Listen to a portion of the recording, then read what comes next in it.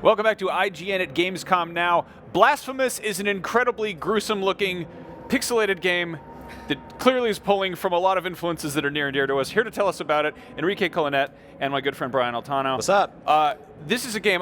Can we just get some footage up real quick because I love to look at it. Yeah. It's incredibly gruesome, clearly pulling from some Castlevania. It's got some.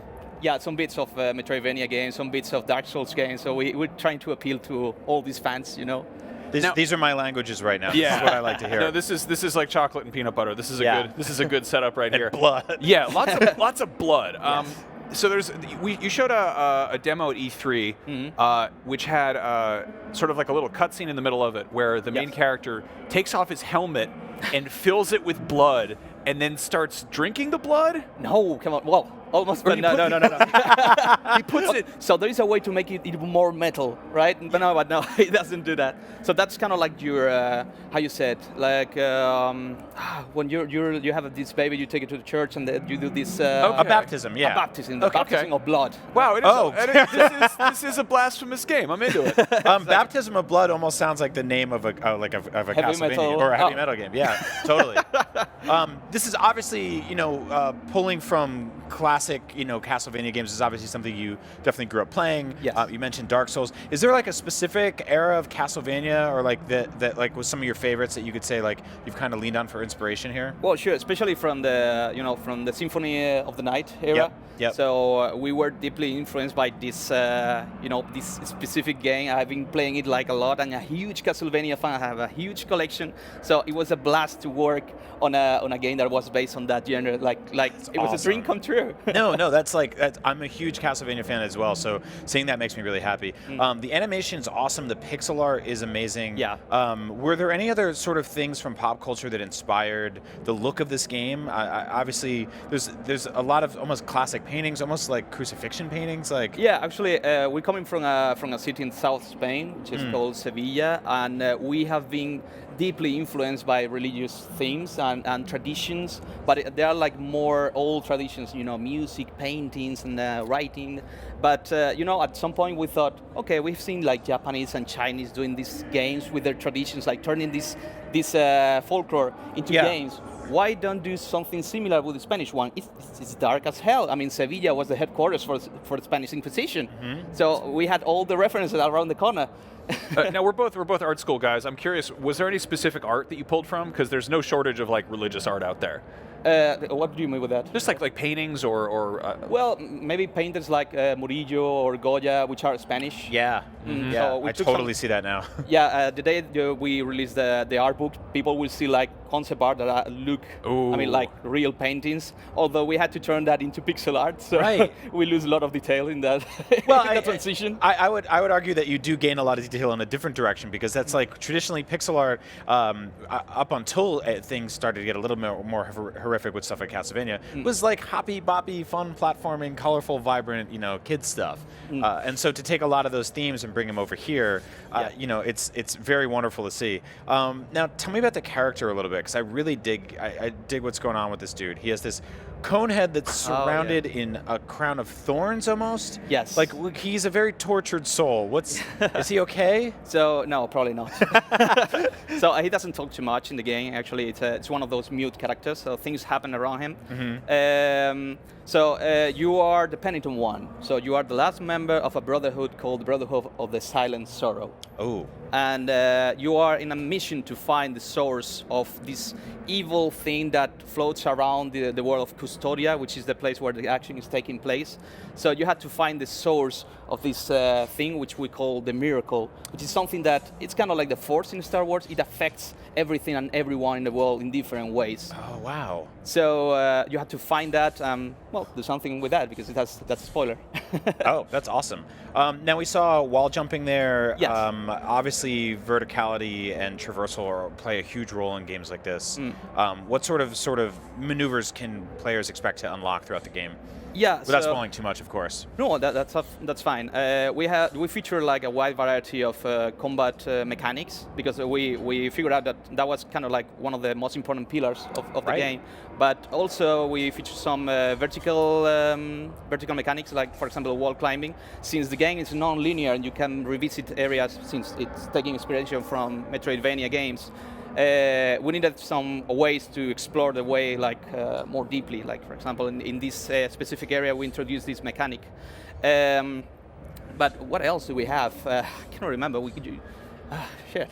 Now everything is coming to my mind, and I don't know where to start. No, it's totally cool, man. But yeah, we have our big pillar was the combat, but also we have exploration. So the game really rewards exploration. If you're struggling with one area, you can just say, okay, I'm done with this area. I want to backtrack, and that's it. I want to get better. I want to improve my character. I want to get upgrades, and then maybe later I will come back to to kill those guys and get to the top. Awesome. Now, earlier we saw sort of a cutscene, this like beautiful animated thing, which felt more like it felt more like something from like another world. Like it was very like literally another world, the game, or well, not another world, the game, but it's not the kind of thing that you usually see in Metroidvanias. I feel like usually all the kind of storytelling is done through sort of like lower third, dialogue boxes. Yeah. How frequently does that pop up? Does these animated sequences happen? So we feature a few ones.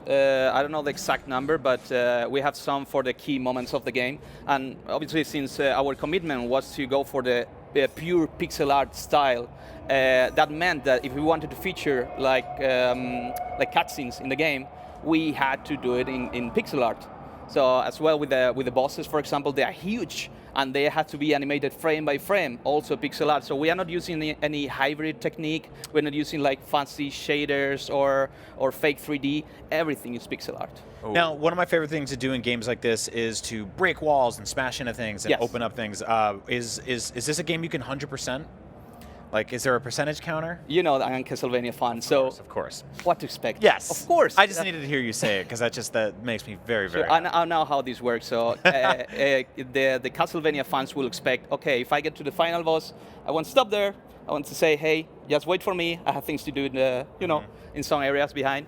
So of course that's allowed. And now, I think right here we have some exclusive gameplay of a boss fight. Whoa! Is this Our Lady of the Charred Visage? Oh my God! Good Lord. So for the you're fighting this? Who is this character in the foreground? Is that the lady? Yeah, it's actually like a saint that died in the top of the convent. You find like at the top of the mountain, you find a convent. Here, you fight this final boss, this gruesome final boss. So we feature like around 7 areas in the game. All of them have this final boss that is huge. But that doesn't mean that there are only 7 final bosses. There are other bosses that you find in the middle of certain areas. I'm overwhelmed with joy right now. This is exactly what I want to see. So metal. It's also. Did I just catch like a bouncing the ball back with the sword mechanic like from Link to the Past? Yeah, sometimes in certain situations you can deflect certain projectiles. I'm not promising you that you can deflect everything. Like for example, that laser beam. Sure. That would be too easy. Or for example, that magic one cannot be deflected. But there are some like especially physical ones that you can deflect with the sword. The sword is a key element of the game. This is why we feature only one weapon. Because it's a key element. It's a key narrative element. We saw sort of a skill tree earlier. Can you talk a little bit about that? If there's only one sort of key weapon? Yeah, so you find that the sword is called Mea Culpa, which is, I think the translation will be my guilt. Right? Yeah.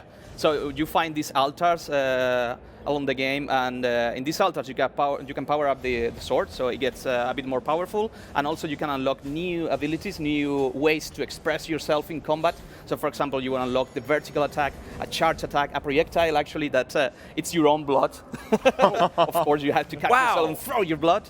You have also a thrust attack, so you can attack several enemies in a row. Not all the special attacks are convenient in every moment. Some of them are actually will put you in a dangerous situation.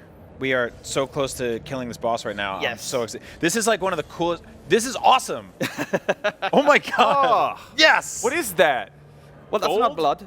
This is metal as hell. I love it. Yes. This rules so hard. How do you come up with a creature like this? Like, what was that, man? It's around the corner in our city. Really?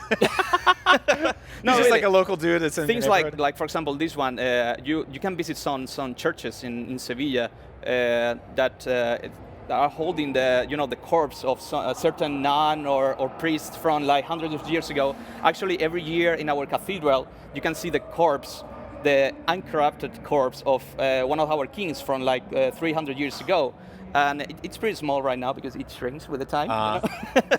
But yeah, we are so used to this kind of things, dark things in our city, that we don't even realize how dark and twisted it is sometimes. But when you see the game with the eyes from someone that is not from Spain, you start realizing, holy shit, it's dark. No, it's twisted. I was gonna say, Enrique, you're like a very warm, nice man. You're like jovial. You're laughing a lot, and then you're like, "Here's my game," and it's like, "Oh my god, this is a lot."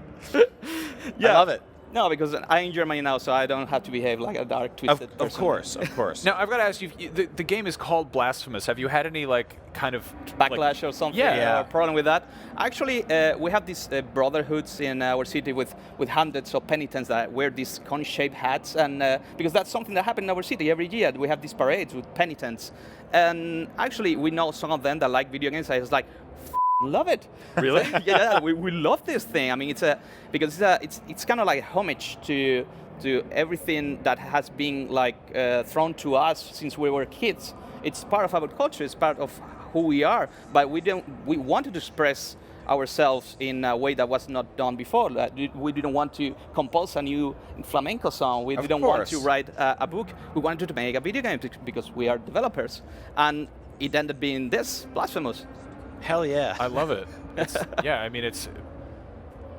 Yeah. Spanish folklore filtered through 16-bit gruesome Metroidvania. It rules. That is badass. No, that's like, thank you so much for making a game like this. This is like I've been saying, this is extremely my kind of game. It looks awesome. Then look, even the map right there. Yeah, I'm like, yep, that's where I want to explore every part of this game. Beautiful. What platforms is it coming to, and when is it going to be released? Yeah, so it's releasing on 10th of September, like in 3 weeks. Yes. Yeah, it's around the corner. And it's going to be released on PC, Xbox One, PS4, and Switch. All of them, Beautiful. same day. I love it. Thank you so much for coming by. We have so much more Gamescom coming up right after this. Don't go anywhere.